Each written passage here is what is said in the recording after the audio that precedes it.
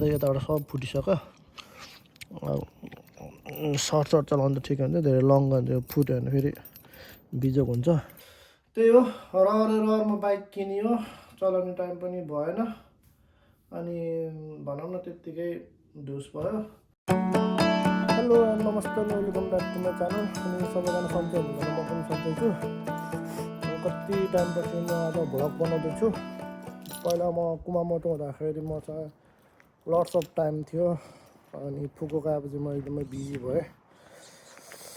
अनि त्यही हो, म चाहिँ आज बाइक सर्भिसिङ गर्न जानु लाग्यो।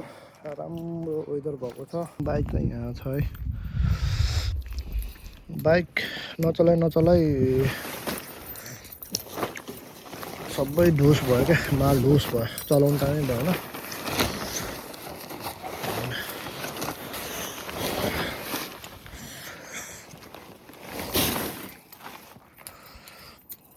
त्यही हो, यो अगाडिको टायर फेर्न छ, अनि इन्जिन ओइल फेर्न छ। यो चाहिँ सब भिजाएको पानी पर्छ, यसलाई चाहिँ यहाँ राख्नु। यसको चाहिँ मेन फेर्न पर्ने भनेको यो टायरहरू छ क्या, यो टायरहरू सब यस्तो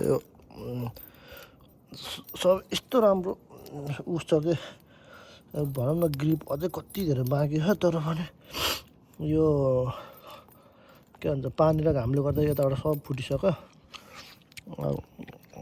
सर्ट चलाउनु त ठिक हुन्छ, धेरै लङ गयो फुट्यो भने फेरि बिजोग हुन्छ। अनि मोबिल फेरेको छैन, मोबिल फेर्नु छ। अगाडिको टायर पनि फेर्नु छ, यो पनि ध्वस्तै भएको छ। बाइक नचलाएर सबै खिया लाएर बसेछ। खिया यहाँ माकुराको जालो राख। ल म चाहिँ बाइक स्टार्ट गर्छु, सायद एकैचोटि हुन्छ होला, किनभने त्यस्तो जाडो छैन। अब जाडो सकिसक्यो, अब सर्भिसिङ गरेर घुम्न जानुपर्छ क्या। अब जाडोको टाइम सक्यो नि त।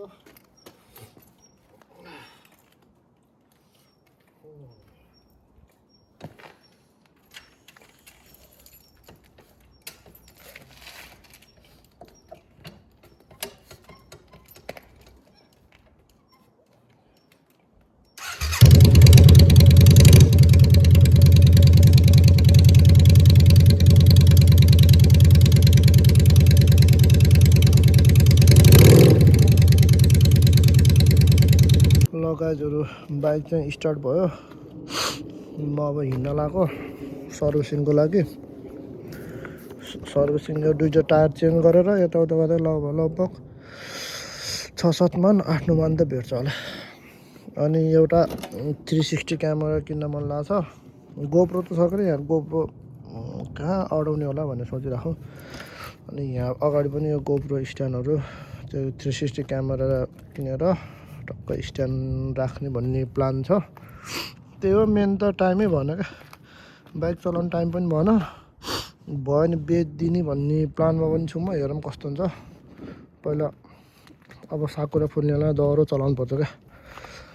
ल म चाहिँ फुकुओका हिँडेको। अब सर्भिसिङ गर्ने ठाउँमा चाहिँ कस्तो राम्रो खाक्कै बाइक थियो के, दामी लाग्यो चाहिँ।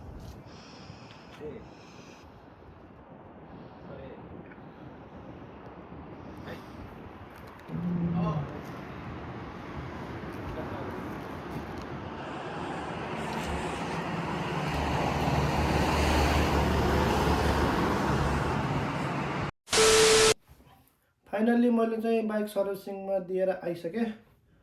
अनि बाइक सर्भिसिङको खर्च चाहिँ लगभग 6-7 मान, भनेको 60-70 हजार लाग्ने भयो। त्यही हो, रहरमा बाइक किनियो, चलाउने टाइम पनि भएन, अनि भनौँ न त्यत्तिकै ढुस भयो। त्यही भएर रहरले चाहिँ जापानमा चाहिँ रहरले चाहिँ सामानहरू किन्न चाहिँ नहुने रहेछ जस्तो लाग्यो होइन। किनभने टाइमै हुँदैन नि त, काम जान पऱ्यो। अनि अब त्यही त काम ठुलो भएन, काम गर्नु पऱ्यो होइन। अनि काम गर्न गएपछि अब बिदा हुँदैन, बिदा भएको टाइममा अलिअलि यस्तो हुन्छ।